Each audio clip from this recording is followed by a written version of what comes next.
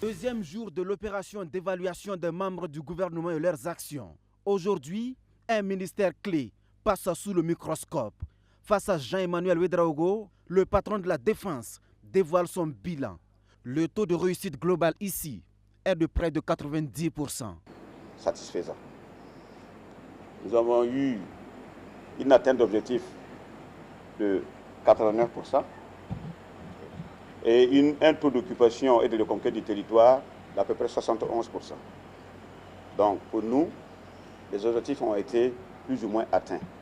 Mais il faut retenir qu'il reste encore beaucoup à faire. La guerre n'est pas finie. La situation n'est pas encore pliée, même si les groupes terroristes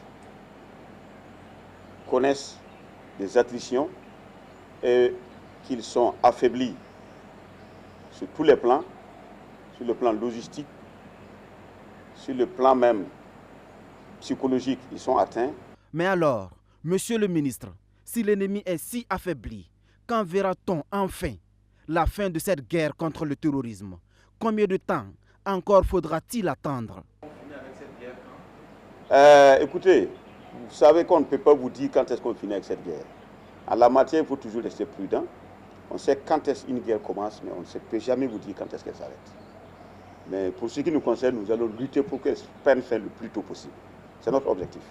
En attendant, la guerre va s'intensifier en 2025. La force conjointe de l'AES sera opérationnelle probablement, promet le ministre de la Défense.